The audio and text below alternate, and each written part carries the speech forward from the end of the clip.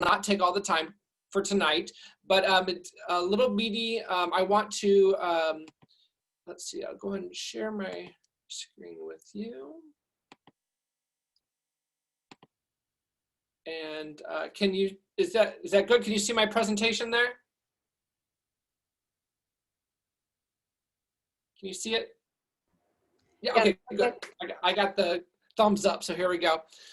And then, Jenny, were we able to send the activity to everyone, or can I put it in the chat when it's time? I think if you put it in the chat would be best, and then we can also send it in our follow-up email with the evaluation, because we have to send an evaluation out as well. So yeah, so I will go ahead and put that in the chat when it's time. I will also be happy to share this presentation with you. So you know what, I'm going to send you the presentation as well when we're done, so you can send it out to everybody, and there's no worries on that one. So let's go ahead and begin. So today we're going to talk about what emotional intelligence is. We're going to discover what your emotional intelligence, or EI, for this, and then how can you use it, and where can you use it, and then we're going to start using it today. So hopefully my goal is by the time we're done, you will actually be able to use emotional intelligence and see how it can impact your lives, and then we'll wrap things up. So this session has been designed to help you assess your current standing, but then also give you information that you can use throughout the session. And then when we see this green pencil, what I'd like you to do is pause and just write down your reflection. If you could actually get a notebook or something that you could write, I'll give you a minute to do that. I really feel like it's really important that we physically write something out. If you have a blue pen, the research has, not my research, but other research has shown that writing down in blue pen, apparently you remember it more. So that's just something random to think about. So a little bit about me. So you heard about where my education is, but I want to tell you a little bit more about what I do. I'm a small business owner.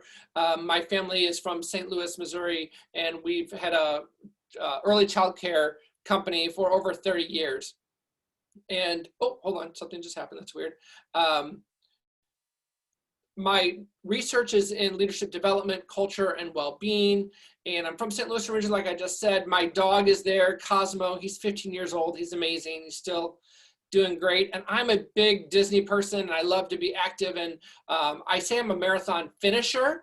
I'm not very fast, but I do it, and I have, a lot of grit and determination. So I specialize in well-being and stress management, leadership, organizational culture, and then soft skill development, which emotional intelligence is part of that. You can contact me anytime. My email is there, and I'll also give you my phone number, whatever you need. However I can help you or your organization, please let me know. Okay, so first of all, I want to make sure that you know that today's activities are voluntary. At any time, you can stop the process, whether it be an activity or discussion or reflection. And that we have a culture, I'm sure that you do within your organization, but it permeates to the digital and virtual as well, where we trust each other. We're going to be transparent and honest, and then we're going to support each other through the entire process. So just let us know if you need a little bit extra time for something, or if you want to add in something, please just go ahead and talk over me. I don't mind that at all. So here we go. So I want you to think about a time, write down a time in which someone criticized you at home, work, or in public, and the result was not a positive one. How did you respond, and what did you learn? Maybe what did you learn about yourself or that person or that situation? What happened? Just write down some notes. Remember a time where someone criticized you at home, work, or in public. And of course, that's not going to be a positive experience. How did you respond, and what did you learn? Now, if anyone would like to share, go ahead, and you can go ahead and start to talk, but I'll give you until the count of 5 in my head, and if not, we'll move on. But if you'd like to share, please do.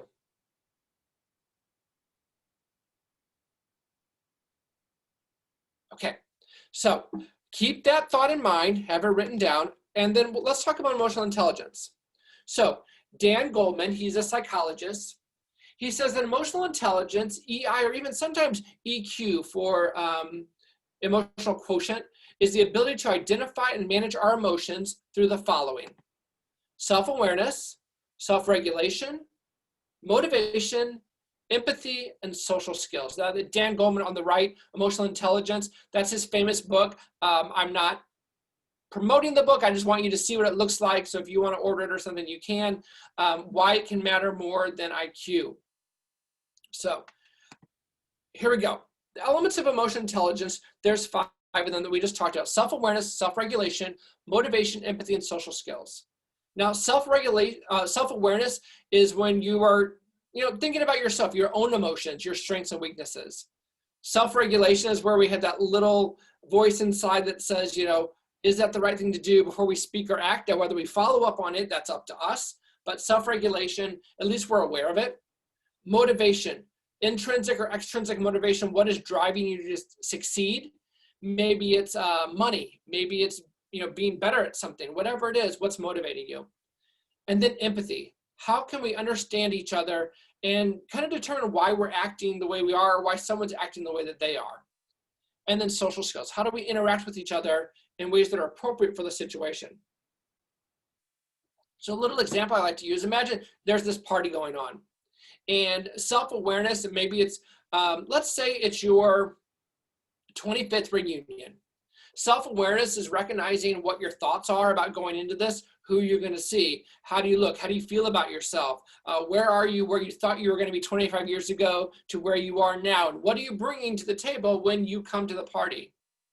Self-regulation is, maybe there's the person that never talked to you before, and maybe you've been holding a grudge, for your entire life, and in your head you've thought to yourself, well, when I see them, I'm going to do X, Y, and Z. But then when you actually see them, maybe you're like, oh, never mind, it's not worth it for some reason. Or thinking before you speak or act, what you're doing in person is a lot different than what we've thought about doing in the past. Motivation, what drove you to go to this party? Maybe it's just social, and maybe you see these people all the time, and it's a great thing for you to do. It's just another party. Or motivation, maybe you kind of want to show off where you've, all your success. Or, maybe it's someone where you haven't seen someone in a long time and you want to reconnect. So what's your motivation? And then empathy, people change. And as you get to know them and, you're at your reunion and you get to know people's story, maybe you understand why someone acted a certain way. I remember that for me, I went to my reunion and I found out that someone who had not talked to me ever was just, they were talking to me and said, well, you know what?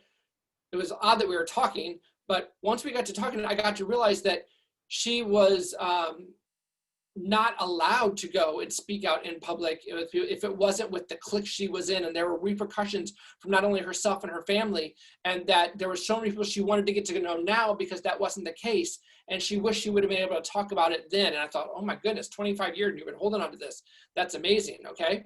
And then social skills, interacting with others that are appropriate for the situation. So how you talk to your grandmother is different than how you're going to talk to maybe your best friend, or how you talk to your children is different how you talk to your boss. So think about that in terms of the ways in which we actually interact with each other. Those are the 5 elements of emotional intelligence. So I'm an academic, and so according to the research, that emotional intelligence is related to job performance in the jobs that require more emotional labor, which I think that what you do has a lot of emotional labor. So this is really important to you. Nurses and social work, etc. So this is something where being strong in EI can really help you maximize your success, and not only for yourself, but in others as well. It's related to positive leadership behaviors, transformational leadership, absolutely. If we can connect with people and we connect with individuals, then we're gonna have a greater bond with them and be able to transform them on their, during their journey through what we're going through. And then emotional intelligence is positively related to both psychological and physical health. So mental and physical health, which makes sense. How we feel about each other, how we feel about ourselves, what our confidence levels are, making the right decisions. It all ties into our overall well-being. So the benefits of emotional intelligence, people with emotional intelligence are better able to handle challenges and stress. I love this because you're thinking about it in advance. What's the situation going to be like? What do I need to say or do? What's right or wrong? And you can look into the future and say, what am I going to do? What's my plan A, B, or C? They have more meaningful relationships. I think this is true also, that level of empathy. You can see things through people's eyes, walk a mile in their shoes, things like that, and they're going to have a better connection. And then you're also going to demonstrate a higher level of social competence. Absolutely. When you have a stronger EI, emotional intelligence, you're going to carry yourself different and people are going to see you differently. And then having this better feelings of overall psychological well-being, for sure. When I think, how I think and how I feel are going to come across in my just general being overall. I'm going to feel it and I'm going to show it as well. So benefits of emotional intelligence go across the board. So the good news is that it can be learned, it can be practiced, and it can grow over time. So whether you're looking at this and saying, oh my God, I'll never be able to do this, or, where has this been all my life? I want to know now. Well, here it is. This is the starting point, and it's going to grow. So what is your current emotional intelligence? I am going to go into the chat, and I'm going to, let's see, with everyone, I'm going to share a file. My computer, I'm going to try this. And let's see, where is, oh, that's my documents. Okay. Sorry about this. There we go, intelligence. Okay, so it just sent successfully. So this is what the document looks like. You can go ahead and download that. And you're gonna have a survey, and it's gonna ask you to rank from very slight ability to very strong ability, 1 through 5, rank the following 25 items. So go ahead and download that document, or I'm gonna leave it up here if you just wanna draw on the piece of paper 1 through 25, but make sure you number them because it's important for the numbers. And then just write down whether you have a slight ability towards this, a moderate ability, or a large, very confident with this ability. Go ahead and do that for me. And I think when I look at the part, yeah, I'll put the participants up. When you're done, you can go to the participants and you can put a little green checkbox when you're done. And when I see majority of people are done, we'll move on to the next step. There's 2 steps in this.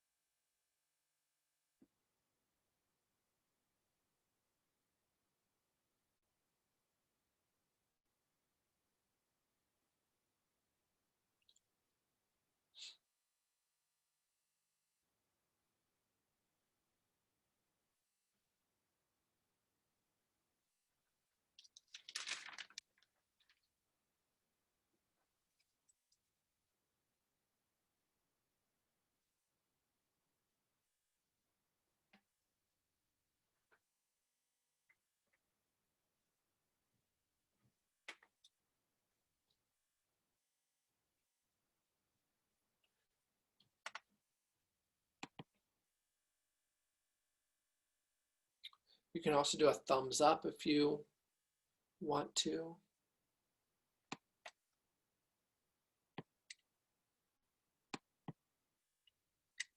Good job, Aaron.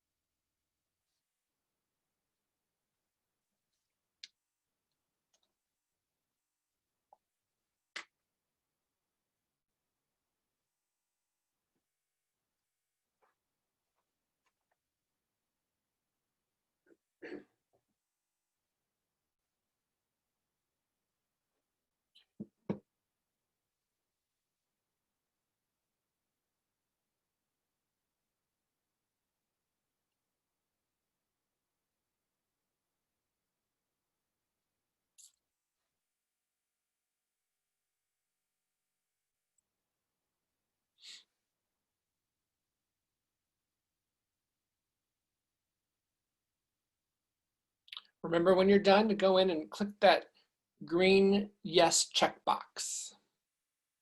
There you go. I'm colorblind, so I always have to like double check. I think it's green. I don't know why I don't know how to do that or what you need. That's okay. So if you see where participants is up at the top, mine is up at the top. Yeah, I like my screen went to like I can only see the like long view of everybody. So I don't know. I must have done something. So if you click on the participants and double click on it, it should have like a white box that has all the participant lists. Can you see that on my screen, or can you just see the PowerPoint? Can you see the? Is it moving around? Yeah, I'm like I'm in a place where I can't even see like participants or like muting myself or anything. I don't know what I did. Okay, so. Oh, I'm back. I'm back. Oh, good. Okay. Sorry about that, everybody. It's my problem. No, that's okay. Oh, there's a real big bug on my wall. Does not look friendly. I'll wait.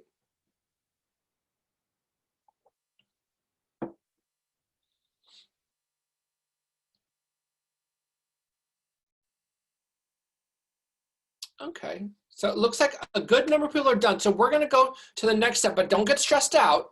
Just keep working on this and you'll finish with the next step as well. So the step 2 is to look at that document, and each item has its own area to put information into.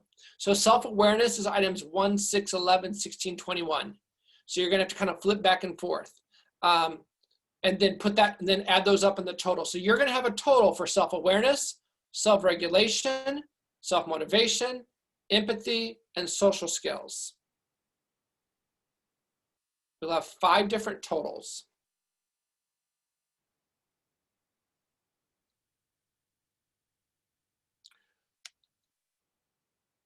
So I'm gonna clear all of those, clear everyone's green buttons. And when you're done doing your totals, put the green button up again. You're doing great.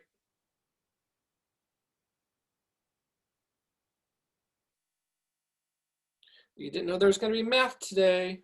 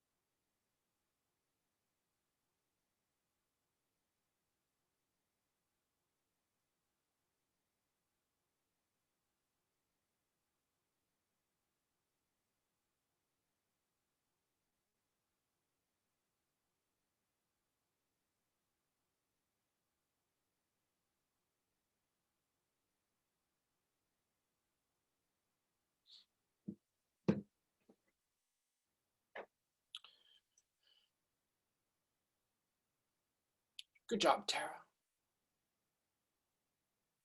Now this activity is great. You can use this in your workplaces, even with your family. I mean, this is something that's really nice because you'll be able to kind of see where everyone stands. I'm not going to keep moving on. I just want to let you know that it's a really great resource. And of course, it's yours to be able to do what you want with it.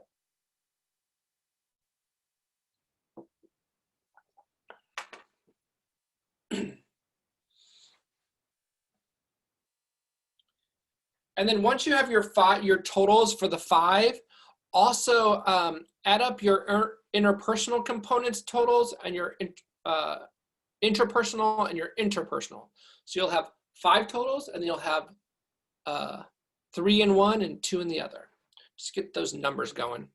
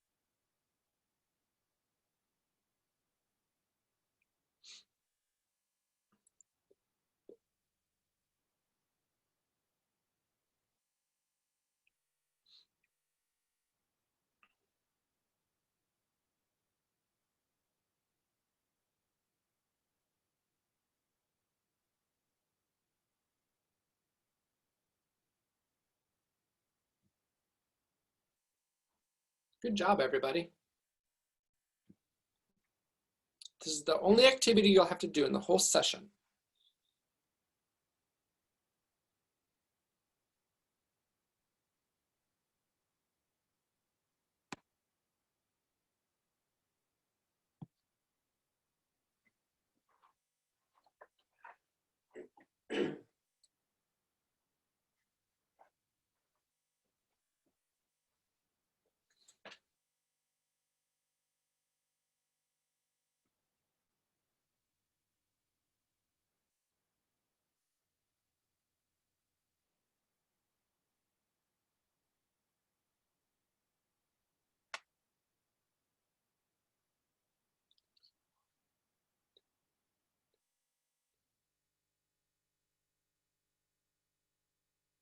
Okay, we'll give everybody about 1 more minute.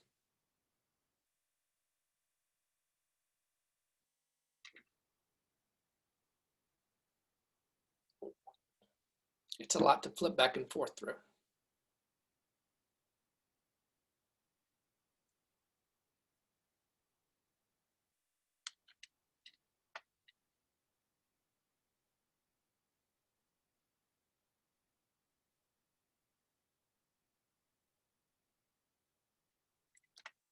Okay, so I'm going to go ahead and I'm going to clear the green check marks for right now. And ooh, I just did something. I have no idea what that is. Okay, here we go. So let's talk about results. So overall score results. So if you add everything up and you have greater than 100, you're considered a person with high emotional intelligence. 50 to 100, you have a good platform for emotional intelligence. And below 50, that you realize that it could use some growth. Now in the individual scoring element, a score above 20 is considered high, while a score below 10 would be considered low. So kind of look at your results and kind of see where your strengths and weaknesses are. And we'll talk about how you can grow those. So how can we utilize this? Well, emotional intelligence is that sweet spot in between home, work, and community where we can actually be that rock star in the middle of it, because, you know, that's when we think about our passions, if you look at the synergy between these three circles, that's usually where we find them. Things that we deal with at home, we're passionate about, work, and then our community. We have the ability to make positive impacts on all of these areas, but especially now, a lot of us, we're not going into the office. We have to work from home. We're working virtually. So we have the ability to maximize impact in all three sectors. Emotional intelligence helps us to do that. So how do we do this at home? Well, if we think about this with people around us, our marriage, significant others, and then maybe even like our parents, elderly people that are living with us or that we're taking care of, self-awareness and things about recognizing our own emotions and strengths and weaknesses. How we deal with these three separate groups of people, children, our partner, significant other, and then those we're taking care of, it really allows us to connect with them in different ways, and knowing when we can be more self-aware and say, okay, you know what? I'm so stressed out right now, but right now my child needs this. So to be, first of all, take that breath. Sometimes it's a in and out, and in that breath, you're like, serenity now, right? We've all had those kind of moments. Self-regulations. Think before you speak or act. Even in the height of where we're just furious about something, is it worth to say or do what we're about to do? And then motivation. What's driving you to succeed, or what's driving that person to succeed in whatever they're doing? And it's going to help us to engage with them in different ways. And then empathy. Why are they acting the way they are? Instead of, oh, well, they're just doing that just to annoy us. Very few times in life do we do things just to annoy the other person. There's always something behind that, the thing that we're doing. And then social skills. Interact with other ways that are appropriate for the situation. Remember, how you act with your children is different than your significant other. And then people that you're taking care of that are adults, they have different needs. We have to be able to treat them all differently, and that's exhausting for home, right? So it takes all these pieces of the pie, but remember, a piece of the pie is 100%. You don't get to split it up in different ways. That way everyone gets cheated. You want that piece of pie to move with you. Home, office, or work, and then community. Everyone should get 100% of the pie. It's just when you actually serve up that pie. So imagine a world where you increase your emotional intelligence at home. What positive changes might happen? Go ahead and write that down. If you can increase your emotional intelligence, maybe self-awareness, maybe it's empathy, just pick one thing. What could you do at home to increase your emotional intelligence, and what might happen?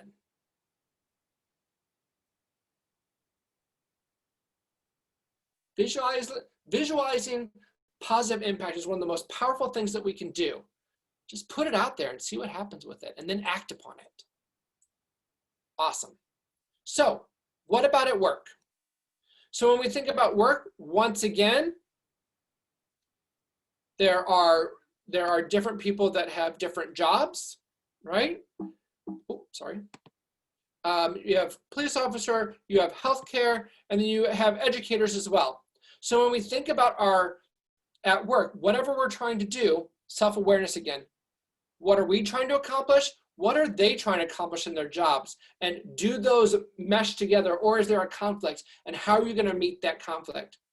Self-regulation. How I speak to, of course, we're going to speak with everyone with respect, but the questions I ask might be different for a healthcare provider than someone with like a regulatory or authority versus an educator.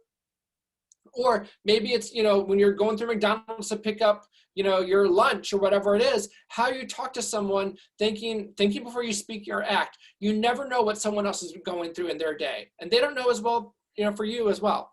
So motivation, what's driving you to succeed? What's driving them? Remember, is it intrinsic or extrinsic? Some people like, you know what? I'm getting through this job to make the money.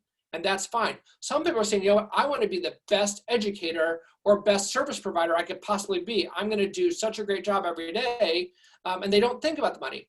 Both are absolutely important and both are critical to success. But knowing that reason for them is going to help you build those bridges. And then empathy. Why are people acting the way they are? If someone is an authority figure and all of a sudden maybe they're a little bit more coarse or not as friendly as that we think they should be. Maybe it's because there's an emergency situation and they need to act. So they're in this dictatorial leadership thing, but we need to think about that. What's going on? Why are people acting the way they are? And then social skills. Remember, what's appropriate for the situation.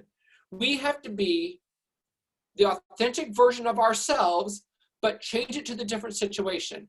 Remember, how I talk to my child's teacher might be different than how I talk to my doctor. Both respectful, but the way I ask questions and the information that I get is going to be different. So I have to think about that. But just being aware is half the battle. Now, we think about individuals, work, and then teams. That's also a whole nother level to this. So you can have those elements. How they relate to you is different than how they relate to you and someone else, and how it relates to you in a group of people. When you're in a group of people, you have to think, am I the leader? Am I the follower? Am I a thinker? Am I a doer? What's my role in this team? Because it's going to help me on all those elements. Now, you could say, Andrew, this seems exhausting. Yes, absolutely. At first, it's like, okay, I have to think a lot. But once you establish these relationships, then it grows from there. And then what you'll find is that you're not just this one version of yourself where things don't seem to be happening for you because you're, reacting the wrong way or something, or things aren't consistent. But if you can think about who you're talking to, what the situation is, and how you're going to get that result, you're going to see much more positive outcomes, and you're going to be a happier person. So in the workplace, emotional intelligence questions, because a lot of us have in the workplace, we're either hiring someone or we're talking to someone, interviewing someone. So you want to do the following. Be aware of someone else's emotions, recognize and regulate their behavior, and manage their emotions to adapt to different environments. Now, employees with high emotional and social intelligence collaborate effectively, they embrace open communication, and they adapt well to change. And I know that, in your field, I feel like your emotional intelligence and social intelligence has to be so strong because there's so many people that you're engaging with. So adapting is probably one of the most important things that you can do. Now, think about that. Look at that that red flag there. When you see negative body language, people are just using, what did you think of this? Fine, it's great, or short answers. They're boilerplate answers that are going to be for any situation, or they're always critical of someone else, whether it's a client you're interacting with or just peer-to-peer. Those are the red flags. When you see these red flags, your emotional intelligence should just be on fire, with this like, okay, here we go. I'm going to put this in. And you can ask questions, something like this interview question, tell me about a time you had a conflict with a supervisor. How did you resolve it? Tell me about a time that you had conflict with someone in your family. Or like I asked you before, tell me about a time that you had conflict with someone either work, at home, or out in public. How did you resolve it? So these open-ended questions where people can talk about themselves are great for getting people to extrapolate more on their experience. And I know you know that because it's what you guys do. You engage and you pull people in. But if you think about how you're asking the questions and are they the right questions, sometimes it has to go a little bit outside the box of what is the norm for what your industry might be. But always say that emotional intelligence across the board is consistent. You want to be empathetic. You want to ask people about, what's happening for this situation. That's human interaction, and that's not going to change. So imagine a world at work where you could increase your emotional intelligence. What would you do? And what positive change could happen? Now I say at work, maybe this is within CASA, or it could be if you want not within CASA, but you think about other things that you're doing professionally, that's fine as well. Whatever's the best, makes the most impact for you right now.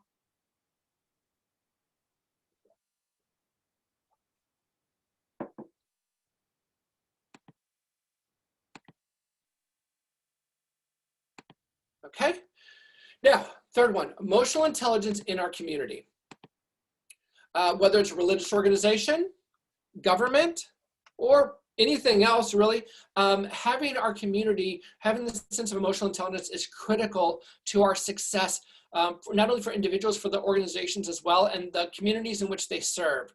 So let's go through them again. So self-awareness, what organizations are the best fit for you at certain times? Self-regulation. How are you going to interact with people that are either volunteering their time or working at these different organizations? Motivation. What is your motivation for engagement, but what is their motivation for serving in those community organizations? Why are they there? Are they getting paid? Are they volunteered? You guys know that in terms of, volunteer. How do people talk to you?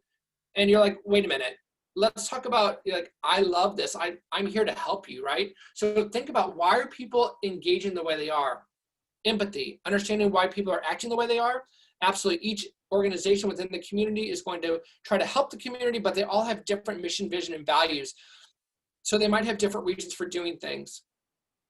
And then again, social skills, interacting in ways that are appropriate for the situation.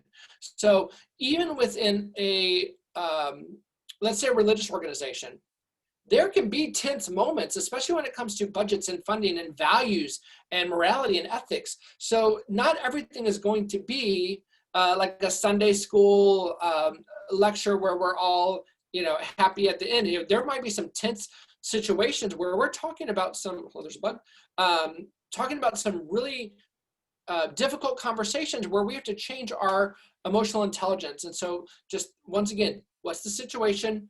What is my best use of my emotional intelligence to get the result that I want to happen? So what could you do in your community if you increased your emotional intelligence? And what positive change might it happen within your community? Go ahead and write that down.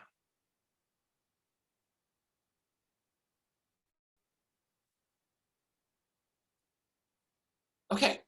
So I want you to think back to that time at the beginning of our session where someone criticized you at home, work, or in public, and it was a negative experience. Now that you know about the 5 elements of emotional intelligence, how would you have responded differently now than you did back then? And what do you think, how do you think, or the different outcome might have been? What might have been different? If you were thinking about self-regulation, or if you were thinking about empathy, self-awareness, how would that have been different?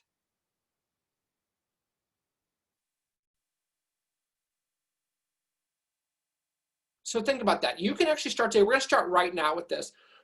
First of all, knowing your EI number is really important, so you can see where your strengths are. You can help each other, and feel free to discuss these things, what your numbers were and what you could do moving forward. But first one is to pick one and get started. Which area, which element are you going to start with? And think about, the things we thought we were going to do. Will you try to increase your emotional intelligence at home, work, or in your community? You have to just answer that thing and say yes, or no, I don't believe in this. This is crazy, but yes, hopefully you will be able to. Which element will you focus on? Which of the 5? Self-awareness, self-regulation, motivation, empathy, or social skills. And what are you going to do? How are you going to bring that to life? So let's say if I want to talk about empathy, and I want to talk about empathy at home, and maybe it's with my daughter. And I know that right now school is a big issue right now, and she's getting really stressed about things. Instead of me also getting stressed, maybe I sit down with her and I talk about, actually, what is stressing you out? How can I help? And if we do X, Y, and Z to help you, what do you think can happen with that? And how can we make things better in the future? So really have a plan for what you can do. And then remember, envision what the best case could be, the outcome. So hopefully with my daughter, I would say, we're going to have this conversation, and at the very least, she's going to take a break from what's going on with the stressor. She's going to communicate. She's going to understand that I'm here as a support, that I love her, and that I'm open to having these discussions in the future. So when she gets frustrated, she might come to me proactively because she knows I'm a safe place to go, or safe person to talk to about this specific thing, which might be new to her. So she might be thinking, you know what, I can go talk to Dad about X, Y, and Z, but now I can come talk to him about my stress for school, which is a new thing possibly for them. So think about that. First of all, are you willing, yes or no, to commit to increasing your emotional intelligence? Which area? Because don't try to do it all at once. It's so much to do. What are you going to do? And then what are the best case outcomes? Now, once you start it and you try, and the outcome is not the way you wanted it to be, go back and revisit and just start that cycle again until you get the result you want, and then use that as the best practices. So let's wrap things up a bit. Remember, emotional intelligence, EI or sometimes EQ, is the ability to identify and manage our emotions. At the center of home, community, and work, that's where you can be a rock star, right? That's where you can really shine your emotional intelligence. You do this by focusing on self-awareness, self-regulation, motivation, empathy, and social skills. And the benefits can be different for each of us in each different situation. You want to think about what you want to accomplish first, then choose the action to support your needs. See what the results are, and then loop back to see what you need to do differently moving into the future. So the best news is that emotional intelligence can be learned. You actually learned right now. Emotional intelligence can be practiced. That's up to you moving forward. But note that it can grow over time. So if you practice it today, practice the same thing tomorrow, or even a different thing tomorrow, it's going to get easier every day. And you can take the first steps needed to be as successful as possible. I want to thank you so much. And what I'm going to do is I'm going to stop sharing. Stop my share. And 6:46, I just want to see if there's any questions or comments, or does anyone want to share their story about what happened to them and how it might be different moving forward? What have you got? It seems like you have a, please complete the training evaluation and watch out for an email with handouts coming soon. Yes. What's going on? How's your life?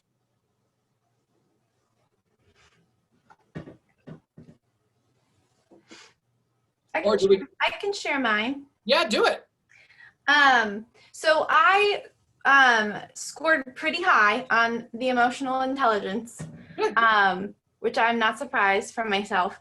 So when I had the moment of being criticized, I think I responded well from, in the first place. So it was kind of a, as a mom, it's like a criticizing of my parenting, that I'm like too hyper vigilant, or I'm too overprotective, or you know what I mean? I get that a lot. So I'm kind of prepared for those critiques. But I think, it still hurts. It still hurts my feelings. And then, but then sometimes, it makes me like, I'm a very self-aware person. People who know me, I'm very self-aware of things. So it also makes me think, okay, maybe there's some truth to this, and maybe, I could look at things differently or work on things. So that's kind of how I thought through that. Yeah, absolutely. And the best thing to do is just follow up and say, you know what? I hear you, but what made you say that? Or even if it's something that just happened, well, this just happened. Okay, I understand that, but like what's deeper behind that, and try to get, like, where are they coming from, and like, why are they asking that? Why is that so important to them at the time? I think especially when it comes to parenting, you're right. We all have this sense of like, what do you mean? I've spent my whole child's life parenting them, and you have an issue with that. And even if it's a value sense or something like that, the fact that that person wanted to engage with you in that process opens the conversation for an individual discussion, or a discussion about individual values. And you can say, I understand, but this is where I'm coming. This is important to me. This is the way I act like I did. Whether you agree with it or not, I want to let you know where I'm coming from with this as well. So I think, every person, I'm assuming that every person that is a parent has an increased emotional intelligence, because you kind of have to, absolutely. But I think over time, we also there's blinders to it as well. We love our children, and we don't want to do anything. We don't want anyone to ever talk bad about our children, talk bad about the way that we parent them, kind of burst that bubble that we've created. But sometimes, those conversations are really healthy. Mm-hmm. So awesome. Anyone else? I know it's 6:50, and I know we have a lot to do in your lives and things like that. So I do want to thank you so much for having me today. I will send my presentation. You'll have access to it. I wonder if I can just send it right through here. Do you think I can? I'll figure it out. Don't worry about it. And I will send that through. But you can contact me at any time. I'm happy to further the discussion about this and any other kind of thing I can help you with. And I think that's it. Thank you so much. Any last questions? You're very welcome. No, thank you so much. Thank you so much. Awesome. Thank you for having me, and I will send this information. I'll send the PowerPoint to you, and have an amazing night. Awesome. You too. Thank you, Andrew. Thank you. Bye-bye. Thank you. Thank you, everyone. Look out for an email from Tara that'll have the evaluation link along with Andrew's materials. And quick reminder about our candidate forum, which is next week on the 30th